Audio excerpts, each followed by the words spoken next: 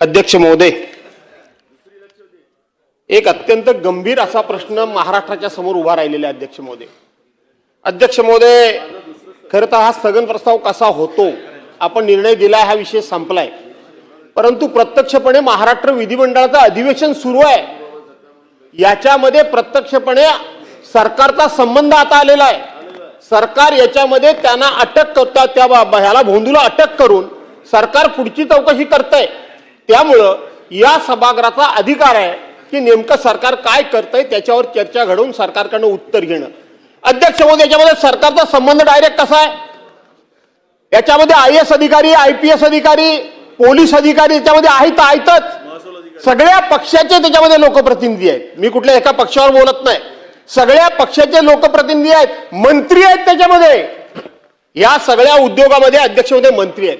अध्यक्ष महोदय, पावसाळ्यामध्ये असाच एक प्रश्न उपस्थित झाला होता की नाशिकच्या एका हॉटेलमध्ये काही मंत्री हे अशा पद्धतीचे उद्योग करतायत आणि सरकारच्या वतीनं स्टेटमेंट केलं जातं की याच्यामध्ये कुठल्याही प्रकारचं तथ्य नाही. सरकार कुठल्याही विषयाच्या शेवटात जाण्याच्या अगोदरच आपलं मत मांडतं. त्यामुळं सरकारकडून एक प्रकारचा त्या विषयामध्ये त्या चौकशीमध्ये अडथळा निर्माण होतो आणि चौकशीचा दिशा बदलते. अध्यक्ष महोदय, आम्ही पुरोगामी महाराष्ट्र म्हणायचं, आम्ही या ठिकाणी अंध निर्मूलन कायदे आम्ही सभागृहामध्ये तयार करायचे, आम्ही छत्रपती शिवाजी महाराजांचे वंशज म्हणून आम्ही सांगायचं. आम्ही जरा काय झालं की लोकांना गोमूत्र पाजायचं आणि आता त्या बुवाचं मूत्र प्यायला जाता तुम्ही. लाजा वाटत नाही या महाराष्ट्रामध्ये, पुरोगामी महाराष्ट्रामध्ये असे उद्योग करायला? भूत बाबा ज्या छत्रपतींचं नाव घेतात त्यांनी अमावस्या कधी बघितली नाही, त्यांनी पौर्णिमा कधी बघितली नाही, त्यांनी पितृपक्ष कधी बघितला नाही, त्यांनी कुडबुड्या ज्योतिषी कधी बघितला नाही, गंडे दोरे अंगठ्या खडे हे कधी बघितले नाहीत. हे उद्योग कशाला करायला हवेत तुम्हाला अध्यक्ष महोदय? काय या नादाला लागता तुम्ही? तुमचा आदर्श लोकांनी समोर ठेवायचा, तुमचं अनुकरण करायचं, तुमचा आदर्श डोळ्यासमोर ठेवून आपलं जीवन जगायचं.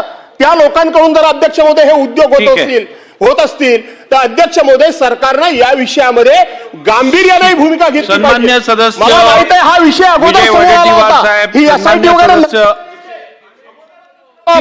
सांगतो आणि म्हणून अध्यक्ष महोदय आपण हा विषय गांभीर्याने घ्यावा अशी माझी विनंती आहे. सदस्य विजय वडेट्टीवार साहेब, सन्मान्य सदस्य नानाभाऊ पाटोले साहेब, सन्मान्य सदस्य भास्कर जाधव साहेब यांनी जो आज माहिती आणि जो मुद्दा आज सभागृहात घेतलेला आहे त्या संदर्भात सरकारकडनं कारवाई चालू आहे. या संदर्भात आपल्या सगळ्यांनाही अवगत आहात आपण.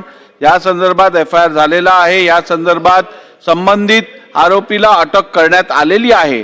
त्यामुळे आता या विषयावरती सबज्युडिस विषयावरती अजून चर्चा घडवून आणण्याची काही गरज नाहीये.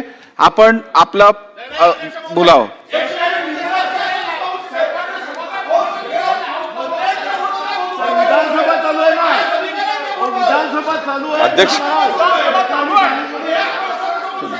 अध्यक्ष महोदय,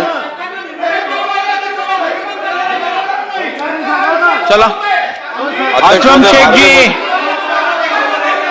असलम शेख जी बोला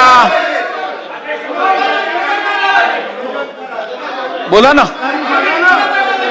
अध्यक्ष बोला. माझा आवाज जाणार नाही तिकडे, मला ऐकू येत आहे, बोला. मंत्री महोदय नाही येत ना, बोलायचं नाहीये, बोलायचं ना, बोला. अध्यक्ष मध्ये मार्वे मनोरी फेरी बोट सेवामध्ये करोडो रुपयाचा भ्रष्टाचार झालेला आहे आणि हा भ्रष्टाचार फेब्रुवारी 2025 मध्ये आले.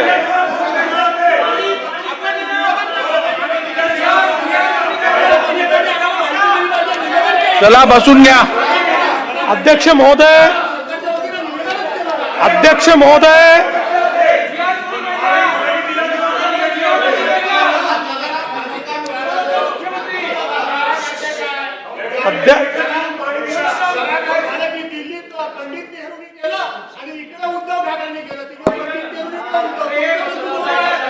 चला भास्करराव इकडे.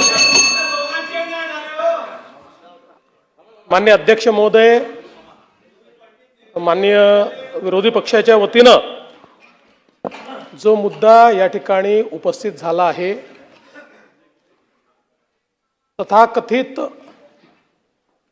काय तांत्रिक मांत्रिक बाबा जे काय असतील, बंधू बाबा अशोक खरात या व्यक्तीच्या संदर्भात ते काढणं चाललंय आता. जो विषय घडलेला आहे तो अत्यंत गंभीर आहे. या व्यक्तीने आपल्या तथाकथित शक्तींचा उपयोग करून, दुरुपयोग करून आणि दिशाभूल करून अनेक महिला ज्या आहेत यांच्यासोबत गैरव्यवहार, दुष्कृत्य केल्याचं समोर येत आहे. या संदर्भात मी सभागृहाला अवगत करू इच्छितो की या संदर्भातली कारवाई ही आपल्या पोलिसांनी प्रोएक्टिव्हली केलेली आहे. याचा ट्रॅप तयार करून ती केलेली आहे. यामध्ये महिला इन्व्हॉल्ड असल्यामुळे त्यांची फसवणूकच झाली होती, पण त्या समोर याला तयार नव्हत्या. त्यावेळेस त्यांचं योग्य पद्धतीनं त्यांना धीर देऊन आणि अशा पद्धतीनं आता काही महिलांनी तक्रार केलेली आहे. उर्वरित अजून काही महिला या संदर्भात तक्रार करतील. मी केवळ आपल्याला एवढंच सांगतो की या संदर्भात कारवाई जरी आत्ता झाली तरी देखील याची तयारी आधीपासून सुरू होती. त्यांच्या अटकेच्या अगोदरच म्हणजे साधारणपणे 10 तारखेला 10/3 दुसऱ्या जिल्ह्यातनं आपण एका कंप्लेंटचा उपयोग करून त्यांचा LOC देखील काढून ठेवला होता की त्यांना बाहेर पळता येऊ नये. त्यामुळे या संदर्भात पूर्णपणे कारवाई आपण करतो. मी या सभागृहामध्ये उद्या याचं डिटेल निवेदन करीन, कारण आजही चौकशी चाललेली आहे संपूर्ण प्रकरणाचं. आणि म्हणजे दोन्ही बाजूला माझी विनंती आहे की हा आपल्या कोणाही करता राजकारणाचा प्रश्न नाही आहे, हा महिलांच्या डिग्निटीचा प्रश्न आहे. अशा प्रकारे महिलांचा दुरुपयोग करणं आणि त्यांना काहीतरी वेगळ्या पद्धतीचं भासवून, वेगळ्या शक्ती आहेत असं सांगून आणि जणू काही त्या जे काही समर्पण करतायत ते करणं हेच त्यांचं इती कर्तव्य आहे, अशा पद्धतीचं त्यांचं ब्रेन वॉशिंग करणं, अशा अनेक गोष्टी याच्यामध्ये करण्यात आलेल्या आहेत. त्यामुळे निश्चितपणे याचं गांभीर्य लक्षात घेऊन उद्या या संदर्भात मी जे काही तुम्ही ठरवाल पण याचं पूर्ण अगदी सखोल निवेदन मी करेन. नाही चला, नाही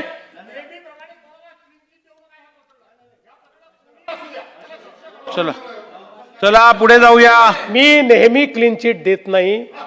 जो क्लीन असतो त्यालाच क्लीन चिट मिळते. अशी कुठलीच चिट माझ्याकडे नाही. याच्यात तर ज्याचा दुरान्वयानेही संबंध असेल त्यालाही सोडलं जाणार नाही. तुम्ही ठरवा. चला.